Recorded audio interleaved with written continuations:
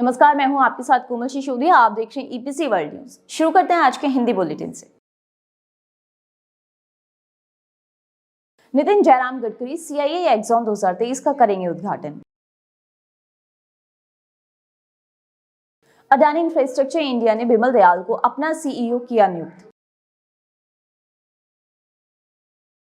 ADB ने भारत के औद्योगिक विकास के लिए $250 मिलियन का किया निवेश। इंडिग्रिड ने संस्थागत प्लेटफॉर्म के जरिए जुटाए 670 करोड़। बांद्रा में क्रिसमस के बीच सड़कों को बुनियादी ढांचे के काम के लिए खोदा गया। अमेरिकी रेल को बहुत जरूरी नया रूप दिया जाएगा। जेएमसी को बुनियादी ढांचे को बढ़ावा मिलने की उम्मीद। तिरुचि में इलेक्ट्रिक इंजन के निर्माण के लिए कार्यशाला का आयोजन। एफआईआई की खरीदारी से इंफ्रा स्टॉक में एक महीने में 78% की बढ़ोतरी। जीएमआर का शेयर 14% उछलकर 52 सप्ताह के उच्चतम स्तर 70.22 पर पहुंचा। राइट्स ने ऑयल इंडिया के साथ किया समझौता। भारत पूर्वोत्तर क्षेत्र में अपनी कनेक्टिविटी परियोजनाओं में ला रही तेजी। बुनियादी ढांचे के बिना आवास इकाइयों को पूर्ण के रूप में नहीं गिना जा सकता। मोदी सरकार के तहत बुनियादी ढांचे के विकास में आई तेजी। आरबीआई डिजिटल क्लाउड स्टोरेज सेवाएं करेगा प्रदान।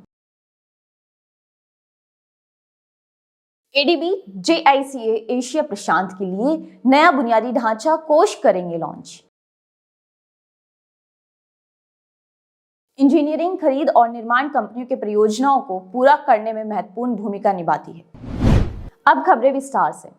12 से 16 दिसंबर तक बीआईईसी बेंगलुरु में आयोजित होने वाले दक्षिण एशिया के सबसे बड़े निर्माण उपकरण व्यापार मेले सीआईआई एक्सॉन में 15 देश भाग लेंगे। भारत सरकार के सड़क परिवहन और राजमार्ग मंत्री नितिन जयराम गडकरी 12 दिसंबर 2023 को बेंगलुरु अंतर्राष्ट्रीय प्रदर्शनी केंद्र बेंगलुरु में सीआईआई एक्सॉन दक्षिण एशिया के सबसे बड़े निर्माण उपकरण व्यापार मेले का उद्घाटन करेंगे।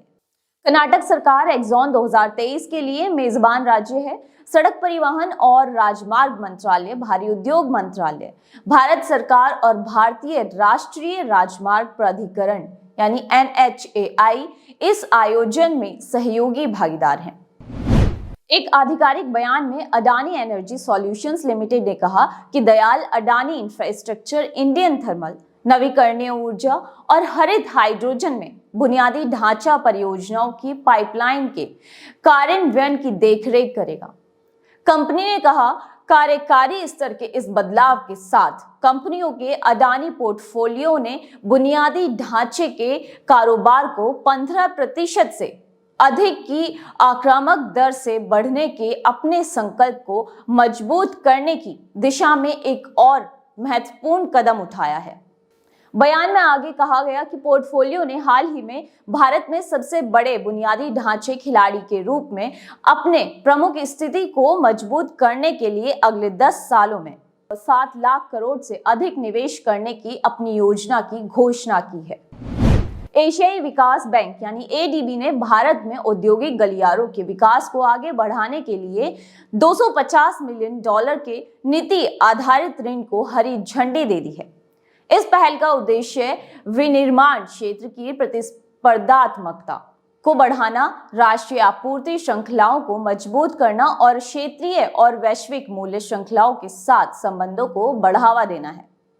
इसके अतिरिक्त ये परियोजना पर्याप्त संख्या में उच्च गुणवत्ता वाली नौकरियां उत्पन्न करने की आकांक्षा रखती है। एडीबी के अनुसार एडीबी से वित्तीय सहायता 2016 में भारत सरकार द्वारा शुरू किए गए राष्ट्रीय औद्योगिक गलियारा विकास कार्यक्रम यानी एनआईसीडीपी के अनुरूप है, जिसे बाद में औद्योगिक आर्थिक समूहों की उन्नत योजना और प्रबंधन के लिए 2020 में अद्यतन किया गया। एडीबी द्वारा धनराशि दिए जाने से एनआईसीडीपी के प्रभावी कार्यान्वयन को बल मिलता है। इंफ्रास्ट्रक्चर इन्वेस्टमेंट ट्रस्ट इंडीग्रिड ने संस्थागत प्लेसमेंट के जरिए 670 करोड़ रुपए जुटाए हैं। इस एक बयान में कहा गया है कि भारत के पहले सार्वजनिक रूप से सूचीबद्ध बिजली क्षेत्र इंफ्रास्ट्रक्चर इन्वेस्टमेंट ट्रस्ट यानी इनविट ने सेबी द्वारा निर्धारित संस्थागत प्लेसमेंट प्रक्रिया के माध्यम से सफलतापूर्वक 670 करोड़ रुपए जुटाए हैं। बयान के अनुसार 5 दिसंबर 2023 को शुरू की गई आईपी प्रक्रिया में मौजूदा और नए भारतीय और वैश्विक संस्थागत निवेशकों दोनों की ओर से मजबूत मांग देखी गई। हाल ही में संपन्न इंस्टीट्यूशनल प्लेसमेंट के साथ कंपनी ने FY 2023 से 24 में सफलतापूर्वक 1070 करोड़ रुपए का इक्विटी फंड जुटाया है। उपनगरों की रानी बांद्रा वर्तमान में व्यापक बुनियादी ढांचे के विकास के दौर से गुजर रही है। कई प्रमुख सड़कों और गलियों से जूझ रही है। जैसे जैसे दिसंबर बीत रहा है और क्रिसमस का त्योहार नजदीक आ रहा है, अपने चर्चों और हिल रोड जैसे व्यस्त खरीदारी स्थलों के लिए प्रसिद्ध इस इलाके में चल रहे बुनियादी ढांचे के कार्यों के बीच भीड़ बढ़ रही है, जिससे स्थानीय निवासियों को असुविधा हो रही है। जिन मुख्य सड़कों को खोदा गया है उनमें हिल रोड, मैनुअल गोंसाल्विस रोड और सेंट एंड्रयूज रोड के कुछ हिस्से शामिल हैं और जिन पर कुछ बुनियादी ढांचे के विकास कार्य देखे जा रहे हैं वो हैं वाटरफील्ड रोड यानी Patkar road, Saint Martin's road और पाली माला रोड। कार्यों में सड़क कंक्रीटकरण, बरसाती पानी की नालियां, गैस पाइपलाइन और अन्य उपयोगिता लाइनें बिछाना शामिल है। पुराने जमाने की धीमी, दुर्लभ और अक्सर अस्तित्वहीन रेलगाड़ियां लंबे समय से संयुक्त राज्य अमेरिका में कारों और विमानों के बीच खराब संबंध रही है। राष्ट्रपति जो बाइडेन का प्रशासन इसे बदलने की उम्मीद कर रहा है, क्योंकि उसने शुक्रवार को संयुक्त राज्य अमेरिका की पहली high speed train Los Angeles और लॉस वेगास के बीच सहित प्रमुख रेल निवेश का खुलासा किया है, जिसका लक्ष्य 2028 तक पूरा करना है। ये कदम 2040 तक अमेरिका की रेलवे पर यात्रियों की संख्या दोगुनी करने की एक बड़ी महत्वाकांक्षा का हिस्सा है। परिवहन सचिव पीट बीटिएग ने कहा कि ये एक ऐसा देश है जो रेल मार्गों के बिना आज जैसा देश नहीं होता। उन्होंने कहा कि संयुक्त राज्य अमेरिका अब यात्री रेल के मामले में अन्य देशों से पीछे है। जयपुर नगर निगम ग्रेटर के प्रशासकों और पार्षदों को उम्मीद है कि आने वाले साल में कई बुनियादी ढांचे परियोजनाएं शुरू की जाएंगी, क्योंकि अब भाजपा राज्य में सत्ता में लौट आई है। उनका कहना है कि कांग्रेस सरकार ने पिछले 3 सालों में भाजपा संचालित नगर निकाय के प्रति सौतेला रवैया दिखाया और उसे पर्याप्त धन आवंटित नहीं किया गया। वार्ड के अनुसार, क्षेत्र के अनुसार और जनसंख्या के अनुसार जेएमसी हेरिटेज से बड़े हैं, लेकिन फिर भी कांग्रेस सरकार ने हेरिटेज की तुलना में ग्रेटर को कम धन आवंटित किया। उम्मीद है कि भाजपा के सत्ता में आने से फंड आवंटन समान होगा और अपने बुनियादी ढांचे को बेहतर बनाने में मदद मिलेगी। डीजल और भाप इंजनों के आवधिक ओवरहॉल POH जैसी कई गतिविधियों में शामिल होकर तिरुचि में 95 साल से अधिक पुरानी गोल्ड रॉक रेलवे वर्कशॉप जल्द ही अपने विशाल परिसर के भीतर बुनियादी ढांचे की सुविधाओं के निर्माण के लिए एक विस्तृत अनुमान तैयार करेगी। विद्युत इंजनों का POH निकालना, ये अनुमान हाल ही में दक्षिण रेलवे मुख्यालय से वर्कशॉप को मिली सलाह के मद्देनजर तैयार किया जाना है। ब्रिटिश युग की कार्यशाला आज देश की प्रमुख रेलवे प्रतिष्ठा में से एक है, जो ब्रॉड गेज डीजल लोको और यात्री डिब्बों के POH को पूरा करने, नीलगिरी माउंटेन रेलवे के लिए भाप इंजनों के निर्माण और विभिन्न प्रकार के उत्पादन जैसी कई गतिविधियों में लगी हुई है। विदेशी निवेशकों की वापसी एक बड़ा सकारात्मक कदम है, जो भारतीय शेयर बाजारों को रिकॉर्ड स्तर पर पहुंचा सकता है। भारतीय शेयर बाजार घरेलू निवेशकों से आने वाले पैसे पर बहुत निर्भर है। लेकिन जब विदेशी पैसा भी आता है तो दोहरे प्रभाव के परिणाम स्वरूप कुछ ही समय में व्यक्तिगत शेयरों में तेजी आ सकती है।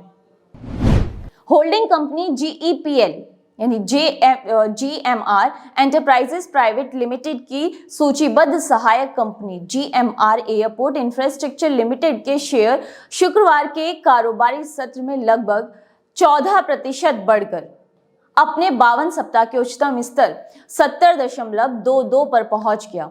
ये कंपनी के 76 करोड़ शेयरों या 12.6% इक्विटी के बड़े कारोबार में बदलाव के बाद आया है। 4,465 करोड़ मूल्य के सौदे में शेयरों का आदान प्रदान हुआ। सूचित मीडिया रिपोर्टरों के अनुसार लेन देन में खरीदार और विक्रेता अभी तक स्पॉट नहीं है। एक वैश्विक फंड और अडानी समूह की कंपनियों में एक प्रमुख निवेशक GQZ पार्टनर्स आज के ब्लॉक डील में संभावित खरीदार हैं। GQZ के अलावा कुछ अन्य लॉन्ग ओनली फंड भी लेन देन में खरीदार हैं। सूत्रों ने CNBC TV 18 को बताया कि इस लेन देन में एक गैर प्रवर्तक इकाई के विक्रेता होने की संभावना है। एक्सचेंज फाइलिंग के अनुसार ट्रांसपोर्ट इंफ्रास्ट्रक्चर कंसल्टेंसी और इंजीनियरिंग फर्म राइट्स लिमिटेड ने असम में दुलियाजान टाउनशिप को मिनी स्मार्ट सिटी के रूप में विकसित करने के लिए ऑयल इंडिया लिमिटेड के साथ एक समझौते पर हस्ताक्षर किए हैं। समझौता ज्ञापन यानी MOU के हिस्से के रूप में राइट्स तक व्यापक अध्ययन करेगा। समझौता ज्ञापन MOU के हिस्से के रूप में राइट्स एक व्यापक अध्ययन करेगा, मौजूदा प्रणाली की समीक्षा करेगा और टाउनशिप विकसित करने के लिए एक उपयुक्त व्यवहार्य डिजाइन तैयार करेगा, जिसका प्रबंधन और संचालन ऑयल इंडिया द्वारा किया जाएगा। सड़क परिवहन और राजमार्ग मंत्रालय ने पिछले 9 सालों में पूर्वोत्तर क्षेत्र में लगभग 4,950 किलोमीटर राजमार्गों का निर्माण किया है। केंद्रीय पूर्वोत्तर क्षेत्र विकास मंत्री MODNER G किशन रेड्डी ने राज्य में एक प्रश्न के लिखित उत्तर में कहा कि संसद के शीतकालीन सत्र के दौरान सभा इन राजमार्गों के निर्माण में मंत्रालय को 41,459 करोड़ रुपए की लागत आई है। इसके अलावा उत्तर पूर्व विशेष बुनियादी ढांचा विकास योजना यानी NESIDS और उत्तर पूर्व सड़क क्षेत्र विकास योजना NERSDS के तहत MODNER द्वारा लगभग 77 परियोजनाओं को मंजूरी दी गई है। इन परियोजनाओं का मूल्य 3,372.58 करोड़ रुपए है। आवास और शहरी मामलों की स्थायी समिति ने कहा कि केंद्र सरकार को प्रधानमंत्री आवास योजना शहरी के तहत निर्मित आवास इकाइयों को पूर्ण नहीं मानना चाहिए, जब सुलभ सड़कें, सीवरेज, पानी और बिजली कनेक्शन जैसी बुनियादी सुविधाएं प्रदान नहीं की जा सकती हैं। शुक्रवार को लोकसभा में पेश की गई एक रिपोर्ट में 2015 में लॉन्च की गई PMAYU केंद्र की प्रमुख योजनाओं में से एक है, जिसका उद्देश्य गरीबी को कम करना है और 2022 तक सभी के लिए आवास प्रदान करना है। लंबित परियोजनाओं के बीच योजना की समय सीमा बाद में दिसंबर 2024 तक बढ़ा दी गई थी। केंद्रीय मंत्री ज्योतिरादित्य सिंधिया ने शुक्रवार को कहा कि मोदी सरकार के तहत भारत ने बुनियादी ढांचे के विकास में काफी प्रगति की है और विभिन्न क्षेत्रों में शीर्ष 5 में शामिल है। सिंधिया ने यहां संवाददाताओं से कहा कि पिछले यूपीए सरकार ने जहां देश के विकास को नजरअंदाज किया, वहीं प्रधानमंत्री नरेंद्र मोदी के नेतृत्व में भारत विभिन्न क्षेत्रों में लगातार विकास कर रहा है। भारतीय रिजर्व बैंक यानी RBI भारत में वित्तीय क्षेत्र के लिए क्लाउड सुविधा स्थापित करने पर काम कर रहा है, क्योंकि इसका उद्देश्य वित्तीय क्षेत्र के डेटा की सुरक्षा, अखंडता और गोपनीयता को बढ़ाना है। ये सेवा, जिसे केंद्रीय बैंक की एक सहायक कंपनी द्वारा विकसित किया जाएगा, सीधे तौर पर अमेज़न, गूगल और माइक्रोसॉफ्ट जैसी अमेरिकी कंपनियों द्वारा पेश की जाने वाली समान सेवाओं के साथ प्रतिस्पर्धा करेगी। एशियाई विकास बैंक यानी एडीबी और ज्ञापन international corporation agency JICA Asia प्रशांत में निजी बुनियादी ढांचे को बढ़ावा देने के उद्देश्य से एक नया फंड लॉन्च करने पर सहमत हुए हैं, जहां चीन अपने निवेश के साथ घुसपैठ कर रहा है। संगठनों ने शुक्रवार को कहा कि नए फंड, जिसे leading Asia private infrastructure fund 2 यानी लीप 2 कहा जाता है, JICA द्वारा प्रदान की गई 1.5 बिलियन डॉलर तक की पूंजी होगी, जिसमें एडीबी फंड मैनेजर और प्रशासक के रूप में कार्य करेगा। इंजीनियरिंग, खरीद और निर्माण EPC कंपनियां विभिन्न उद्योगों में बड़े पैमाने की परियोजनाओं के सफल निष्पादन में महत्वपूर्ण भूमिका निभाती हैं।